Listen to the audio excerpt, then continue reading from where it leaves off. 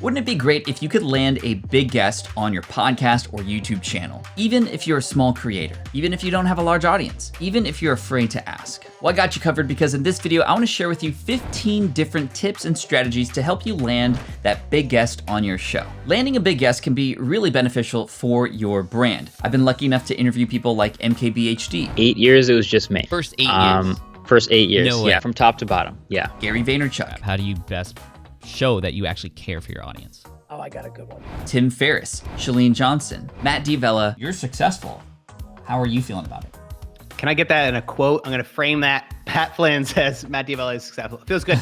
And more. And not only do these guests bring a little bit of clout over to my brand, they allow me to have a genuine conversation with real people and build a relationship with them too. Plus, they all have amazing things to say that I don't have experience with, and that's a benefit to my audience as well. I'll be going over things like how to make sure you're asking without being annoying, tips so these people are more likely to pay attention to you, and specific times when they're more likely to say yes. And yes, this stuff will work even if you are a small creator and you've never done this before. So stick around. And here we go. Oh, and by the way, hit that thumbs up button if you enjoy this content. Also hit that subscribe button and the bell notification icon so you get more videos like this to help you grow your brand and business too. All right, tip number one, I'm gonna assume that you kind of know this one already, but it should be a given, but perhaps just in case, you wanna start with anybody who you know who happens to be a big deal. Don't be afraid to, if you already have a relationship, even if it's a small one, if you already have had some sort of contact with this person already, now's the time to reach out, using your podcast, your show as a platform to benefit them.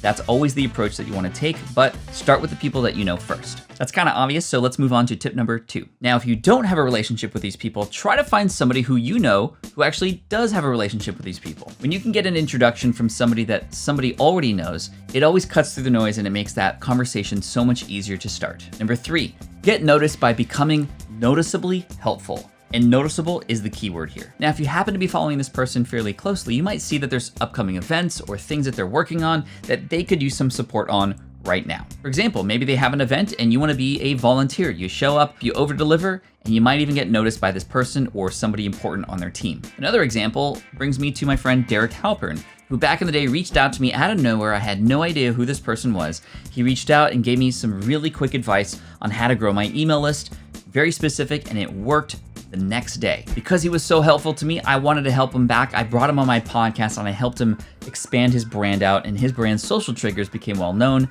because I helped them spread the word. He helped me first, I want to help him back. The law of reciprocity can come into play when you really help a person out based on something that you know that they need help with. Tip number 4, find authors of upcoming books. Here's the thing about authors. Authors typically are going to be going on a jam when it comes to podcasting or media by the time their book is about to come out. So if you can plan ahead of time and you're proactive in seeking out somebody who you know has a book coming out, offer them some space on your podcast or your show to help promote their book. They're more likely to say yes at this point, and they've perhaps built this into their schedule already. Now, if you follow this person already, you might know that they have a book coming out, but you can also check the upcoming books on Amazon. You can see the release dates for certain books coming up, and you can reach out to those authors ahead of time before other people started asking them. And if you get in first, they might say yes. Number 5, find the decision makers who work with that celebrity or big guest. It might be an assistant or somebody who works on your marketing team. Going through something like LinkedIn or even social profiles to see who works for that person or that person's company, that can give you a door in. You help that person, they might want to help you out too. This is in fact how I got my foot in the door into a lot of the Dave Ramsey EntreLeadership space, by helping some people who work there and then getting access to eventually on a stage on EntreLeadership and eventually having dinner one night with Dave Ramsey. That was kind of cool. Again, don't just think about helping this celebrity, but who around them might need help, who can then influence this person's decision to work with you or have you invite them on their show. Number 6, this one's obvious too, but I didn't want to start with it. If you have any sort of clout, specifically numbers that this person is going to be attracted to, yes, you might not have that up front, but whatever you have available, whether it's an email list that you're going to send to, or the size of your blog, or how many channel subscribers you have, and of course the number of podcast downloads, those numbers, if they're not 0, do matter to people. And if you can show that you also have a strong tie to this audience of yours, then that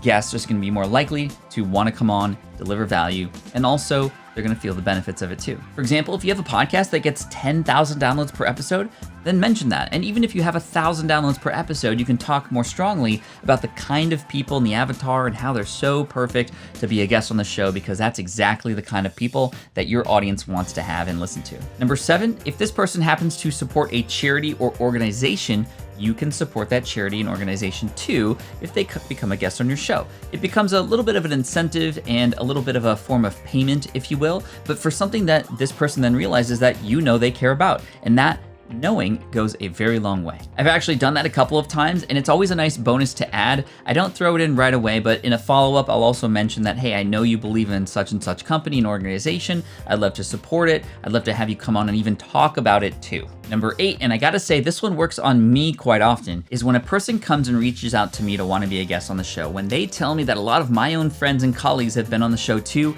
it immediately tells me, okay, this person is worth their time. This person may be worth my time as well. Of course, don't go crazy with it, use common sense, but name dropping after you've interviewed some people or perhaps have worked with some people that this person might actually know or believe in or care about, well, that can go a long way in just proving that, you know, you're not just kind of a random person coming out of nowhere, but you actually have been in the space for a while and do know about who the big players are, and now you're inviting another big player on too. Number 9, this is in fact how I was able to get MKBHD on the show. First of all, I'm a big fan of his, and so I am very, very active by commenting on his videos and whatnot, and of course, I don't believe that he saw me there, but where he did see me was when my tribe, my own audience, started to step up and say, hey, you should interview MKBHD. This was happening on Twitter. He saw it. He reached out to me, said it was cool. Okay, now it's not just me asking, it's my whole audience asking, people saying and proving that it's gonna be a good collaboration.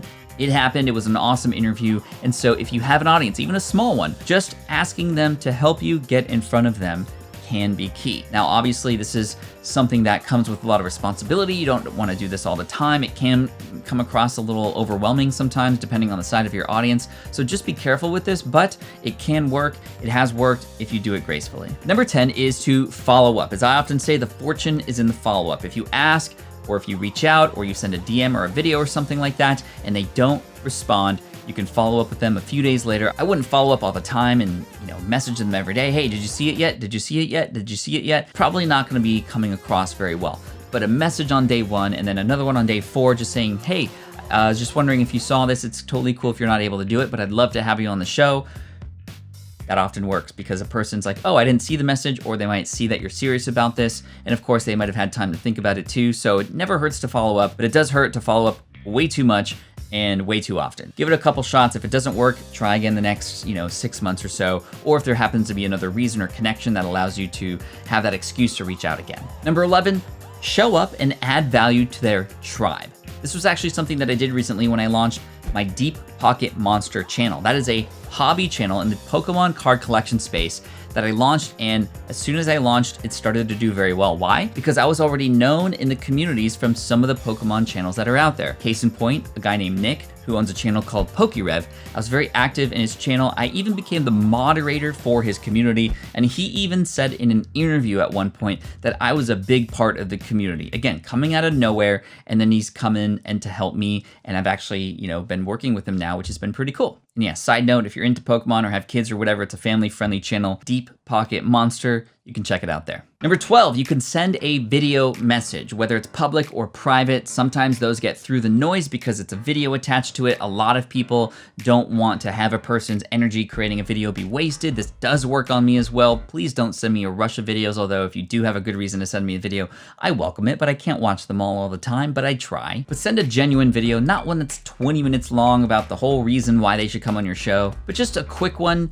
to connect, to provide value, and to drop in a quick ask. Hey, what's the worst that can happen? They say no or they don't reply. Well, that's it. But what's the best that can happen?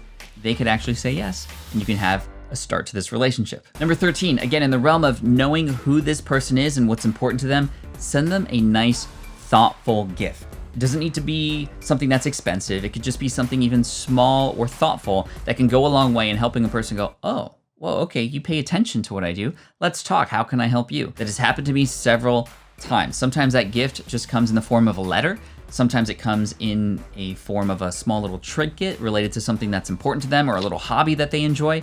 doesn't really matter. Just sending them something without expectation can provide a nice surprise and get them to pay attention through all the noise and other people who are just asking for things for free. Number 14, this one is a multi-step process, but it works really well. Big shout out to Brian Harris, who coined the term the poster boy formula or the poster girl formula. Essentially, you want to become the teacher's pet. If this celebrity or the leader in this space of yours happens to have some programs, coaching, or some information that you can actually put into use yourself, you want to become the star student, be the star example, one that it's just so obvious that they have to invite you onto their platform to talk about how you've been affected by them. Many creators are very selfish and want to show off how they've helped others. So if they've helped you, you can actually get on their platforms first, and that can start the relationship and then allow you to, at the end of that conversation or after demonstrating what you've done for them, you might be able to open up that conversation. Hey, by the way, I'd love to have you on my show as well, especially if you happen to be able to support them through something like an affiliate program related to the same program too. And then 15th, and finally, I just want to let you know that you don't always have to shoot for the big fish. There's a lot of little fish in your space, a lot of the new podcasters and new YouTube channels out there that are the up-and-comers. There's always new up-and-comers. And I would recommend that you don't always look at the A-listers, the celebrities, the big fish to try and interview and get on your show. In fact, many things happen when you target these smaller creators. Number one, A, they're more likely to say yes. B, they're more likely to put more energy behind promoting that thing and sharing it with their audience as well. Even though it's not as big, in many cases, you'll actually get more people to follow you. Why? Because a lot of these big celebrities are everywhere and they just likely don't have the time to share what it is that you've done together because they're doing it with another person. And if they did it with them, they need to do it with you. And it's just like gonna be all this noise. In fact, some of my most popular downloads of my podcast are for episodes that are not people that people know about. They're not the celebrities, but in fact, they're the people that my audience can relate to most. And so I'd recommend, in addition to looking at big celebrities that can help bring clout to your brand and business, to also look for those relationships that can build partnerships as you both grow together, and also those people that you can bring on the show. Maybe they're even people from your own audience who your audience can relate to because they're just a couple steps ahead versus light years ahead and unattainable. So there you go, 15 tips to help you land big guests and small guests, any guests whatsoever, on your show, your YouTube channel, your podcast, or blog interview, whatever you want to do. These tips, you don't have to use all of them. Maybe there's just one or two that spoke to you. So let me know in the comments section below which one of these tips really resonated with you. I've used all of these tips in some way, shape, or form. They all work, but if you try to do all of them with a single person, it's gonna be a little overwhelming, but there's likely a few here that really resonate with you and your style. Let me know in the comments section below, and if you happen to have a show where you do invite guests on, you have permission to shout that out as well. Don't drop a link because YouTube won't show your comment, but you can put a name of your show there and maybe we can all find each other's stuff and we can grow the community together. So again, thank you so much for coming in today. My name is Pat Flynn, here to help you make more money, save more time, and help more people too. As a reminder, make sure you subscribe if you haven't already and hit that bell notification icon. And if you enjoyed any bit of this and you've made it to the end here, do me a favor, before you leave, hit that thumbs up button. It really helps the channel and helps other people who could benefit from this content find it as well. Thank you so much. Appreciate you, and I'll see you in the next one. Peace out. All right, so because I know you do interviews, you should probably click on this video right here. This video, which obviously I can't see it right now while I'm recording it, but I can pop in the right video for you after. This is what YouTube's telling you that is very helpful for you right now. So go ahead and click that. There you go. See ya.